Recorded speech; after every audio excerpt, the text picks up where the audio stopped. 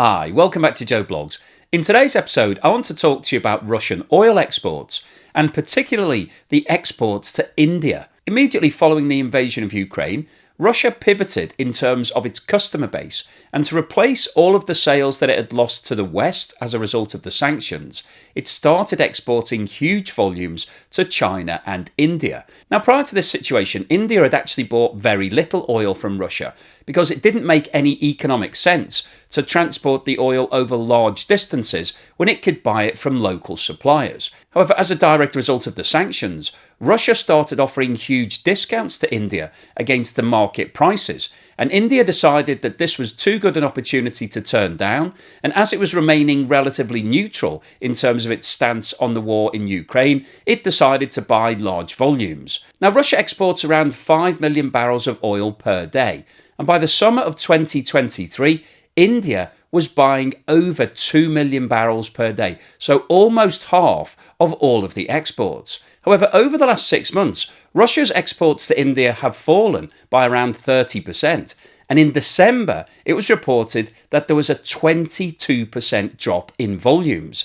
And the reasons for this sudden drop in purchases by India are threefold. Firstly, the two countries are having problems with regards to the currency that India wants to pay in. Secondly, there are now issues with regards to the price that Russia is charging India. And thirdly, the sanctions that are being applied by the West are starting to kick in and affect a number of the tankers that are trying to deliver this oil directly to India. So in today's video, I'll have a detailed look at the volume of trade that's been taking place between India and China. We'll then go on to talk about the problems with regards to the currency that India wants to pay in. We'll then have a look at what's been happening with the price that Russia is charging India and how that compares to its competitors. We'll take a look at which tankers have been hit by sanctions and how that's affected the deliveries. And then finally today, I'll wrap up with my summary as to what I think is happening to the trade between Russia and India and what the implications of this will be for the Russian economy. But before we get started on all of that, once again, I'd like to say thank you so much to everybody that's bought me a coffee recently. I've been inundated with coffees over the last few days. Not sure how I'm going to find time to drink all of them. If you start seeing me visibly shaking in videos at some point over the next week or so, you'll know that I've decided to have a big batch of coffee. But anyway, thank you so much to everybody that has bought me a coffee or sent me a YouTube super thanks or signed up as a patron or a member. I really, really appreciate it. India's purchases of Russian oil have been falling since the middle of 2023, and there was a significant fall in December. Now, if you follow the channel, you won't be surprised to hear that Russia does not publish data with regards to how much oil it's exporting and where it's delivering it to. However, fortunately, there are 3 major agencies that record the movements of cargo ships, and the data in this table shows India's imports of oil from its top 3 suppliers, which are Russia, Iraq and Saudi Arabia. And the information provided here shows the number of barrels per day for November and December for 3 different agencies: Kepler, Vortexa and LSEG. Now, as you can see, the numbers provided by the 3 agencies are all different because they're making their own estimates. But if we start off with the LSEG data, which is shown on the far right hand side of this chart, it shows that in November it was estimated that Russia exported 1.54 million barrels per day.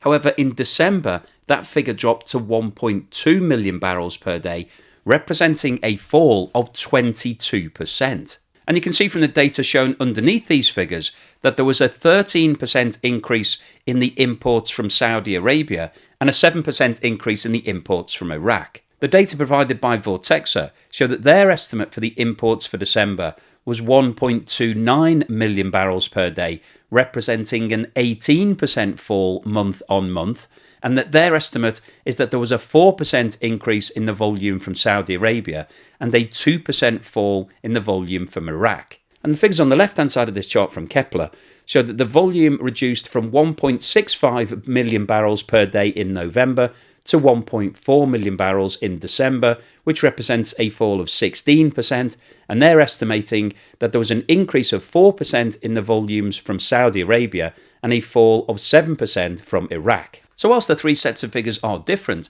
the overriding message here is that in December there was a sharp reduction in the volume of oil that India imported from Russia. And this chart, which has been plotted using data provided by Kepler, plots India's import volumes from Russia, Iraq and Saudi Arabia dating back to January 2022. The imports from Russia are shown by the black line, imports from Iraq are shown by the pink line, and imports from Saudi Arabia are shown by the orange line. And what this shows is that in January and February 2022, before Russia's invasion of Ukraine started, India was importing virtually zero oil from Russia. However, as the oil sanctions started to be applied against Russia by the West, Russia desperately searched for new markets to sell into and offered India huge discounts on its purchases. And by June 2022, Russia was the largest single supplier of oil to India, and the volume of oil that India was buying from Russia increased from 0 to 2.2 million barrels per day by May 2023. However, as you can see from the right-hand side of this chart, since May 23, there has been a reduction in the amount of oil that India is buying from Russia. And as we've just discussed, in December of 23, the volume fell to 1.5 million barrels per day, representing a fall of more than 30% since the peak in May. And that fall of 700,000 barrels per day represents a major problem for Russia, because there aren't that many large markets that it can now find to be able to make those sales. So why is the volume of oil that India is buying from Russia fallen so dramatically over the last 6 months? Well, one of the problems in the trading relationship between the two countries relates to currency. Historically, if India was making large purchases from Russia, it would have made the payments in US dollars. That's referred to as the petrocurrency. Everybody in the past used to use US dollars because it was the easiest point of reference for all of your currencies. However, obviously today, Russia does not want to be paid in US dollars because of the sanctions being applied by the West.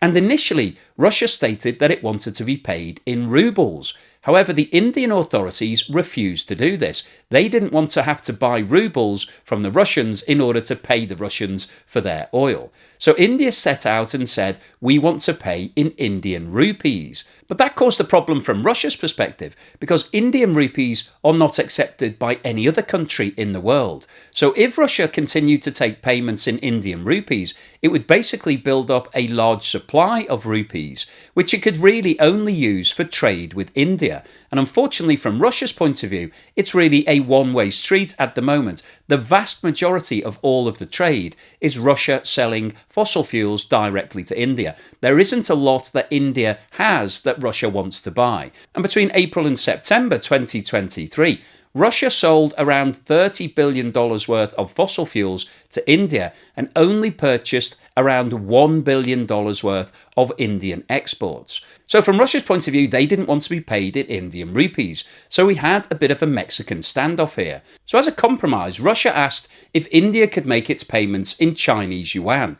However, the Indian authorities were uncomfortable with this, and so the compromise position is that Indian companies will make payments in a combination of Chinese yuan and United Arab Emirates dirhams, because the dirham is pegged against the US dollar and therefore has a relatively stable currency. However, there are now major problems for Indian refiners actually making the payments, because the Indian authorities have advised them that they no longer want them to make any payments in Chinese yuan. And so all of the payments need to be made in UAE dirhams.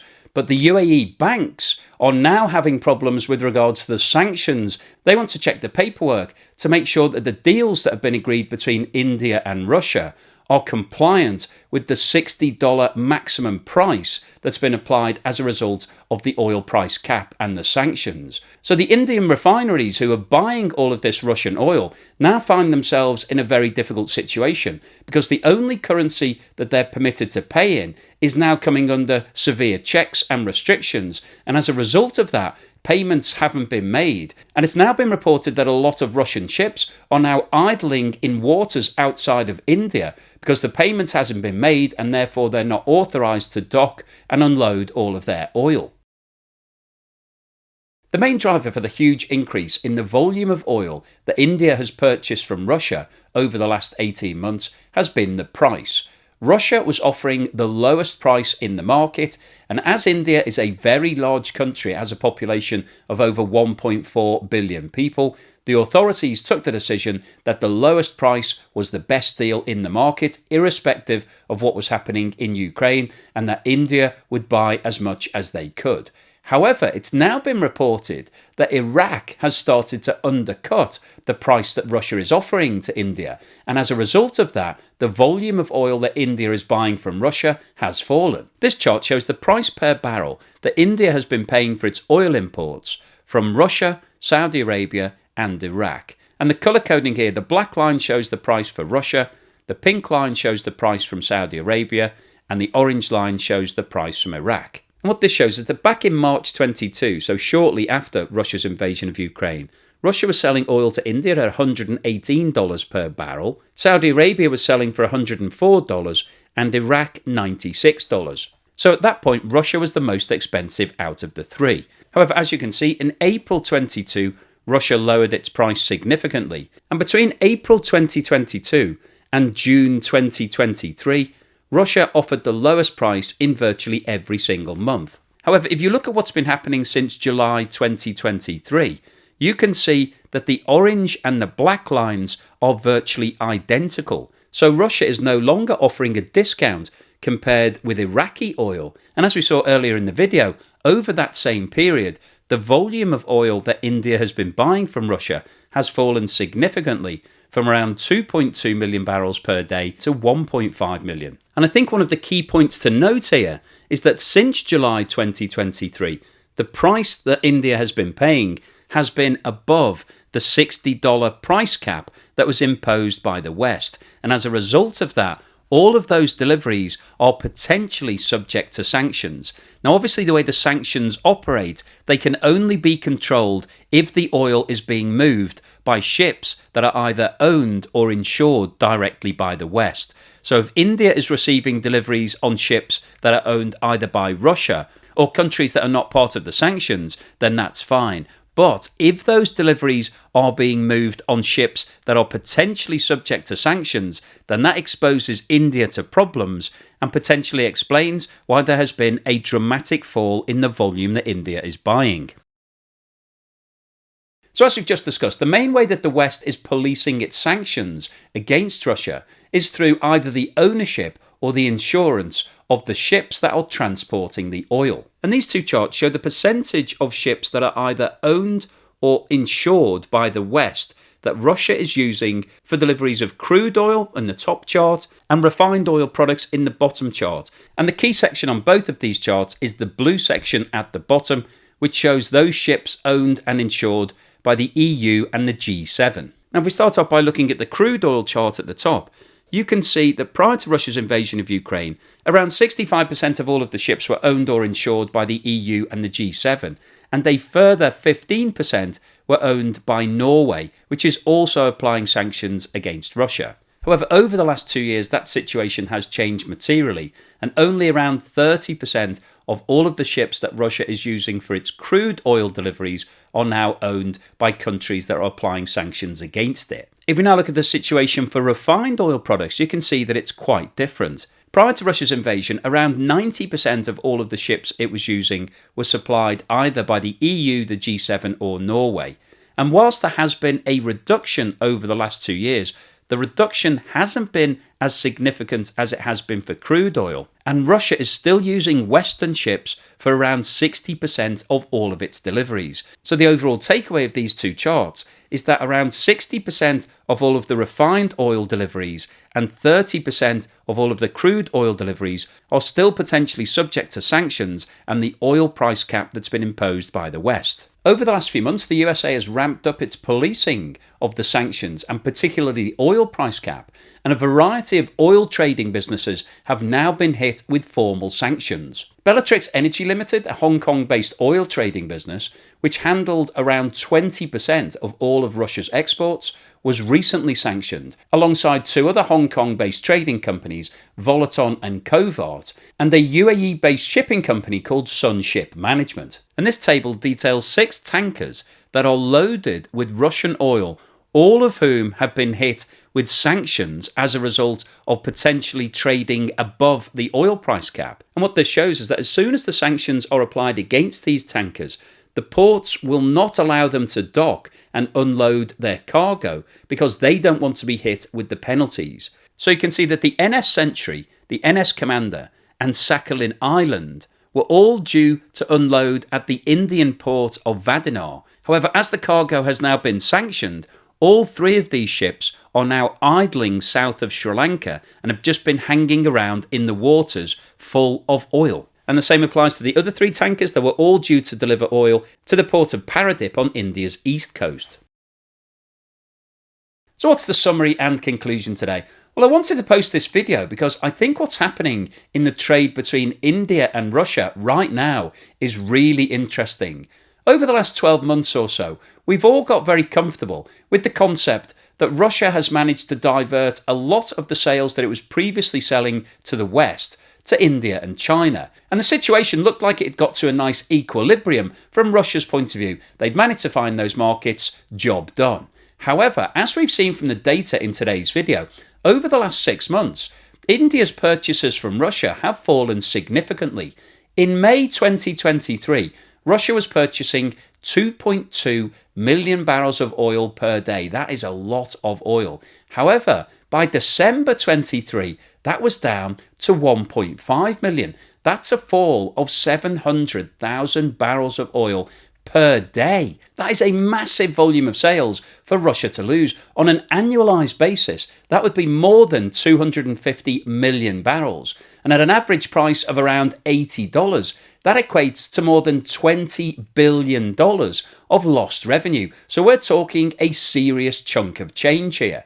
But the bigger issue from Russia's point of view is that there isn't really another massive market for them to be able to go after. If they lose these sales to India permanently, there isn't really anywhere to go. And this could really explain why Russia has been cutting its production over the last 6 months. If you've been following the channel, you'll know that Russia has announced on 3 separate occasions that it's reducing the amount of oil that it's producing. And in total, that reduction equates to 850,000 barrels per day, which isn't far away from the 700,000 barrels per day of sales that they've lost to India. So whilst Russia has said that they're doing this in order to keep the price of oil up and to support OPEC+, actually what it could reflect is that it's struggling to be able to get those sales. And now that it's lost the sales to India, it's needing to cut back in its production because, as we've discussed previously, Russia doesn't have anywhere to store this oil. It doesn't have large tanks or underground caverns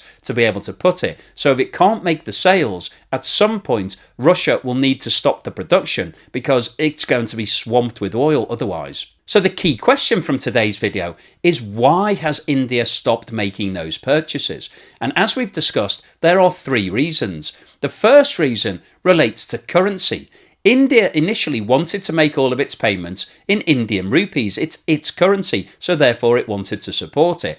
Russia didn't want to take payment in Indian rupees because no other country in the world deals in it, and therefore if it builds up a huge amount of rupees, it's going to have a problem in terms of spending them. So as a result, Russia asked if India would pay in rubles. India refused, and as a compromise position, the Chinese yuan was used primarily. However, the Indian authorities didn't want to keep supporting the Chinese yuan, and so the refiners were told that they couldn't make any payments in yuan and that they had to use UAE dirhams. And the problem that's now transpiring from using UAE dirhams is that the UAE banking system is concerned about the sanctions, and so they're wanting to check paperwork to make sure that these deliveries are all compliant with the $60 price cap. Obviously, these deliveries aren't all compliant, as we've seen from the data. We saw that Russia is selling for around $80 to India, and that's now causing problems, and we're seeing ships idling off the coast of India. So the currency issue is causing major problems.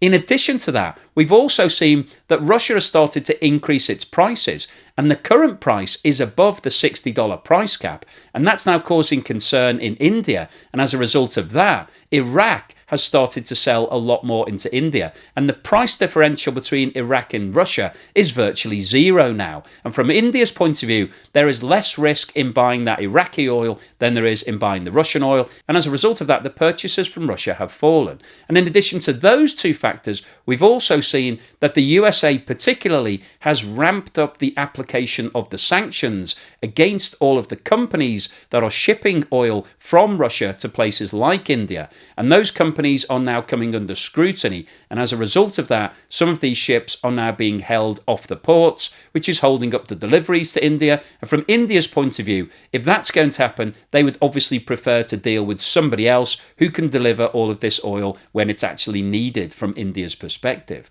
So as a result of the three different factors that we've talked about in today's video, India has reduced the amount of oil that it's purchasing from Russia. And this poses a major problem from Russia's point of view, because as we've just discussed, there isn't really anywhere else for them to go. There are no other major markets available to Russia. And therefore, if it can't replace the sales that it's lost to India, Russia will have to cut back on its production.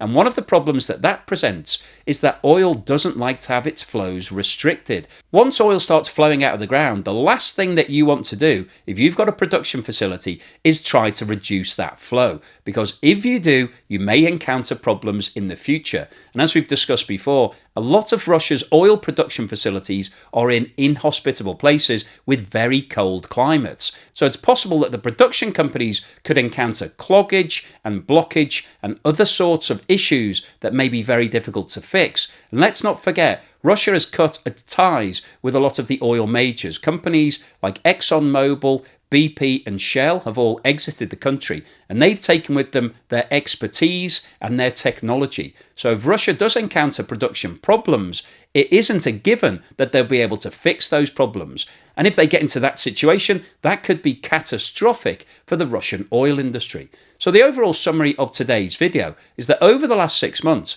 the purchases by India of Russian oil have fallen significantly as a result of a multitude of factors, none of which are easy to solve and could persist for a long period of time.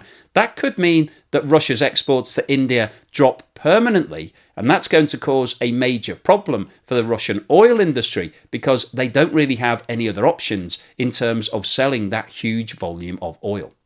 So hopefully you've enjoyed today's video, you found it useful, informative and thought-provoking. If you've liked what I've said, then please give me a thumbs up. Thank you for watching this video all the way through to the end, and here's something to put a smile on your face.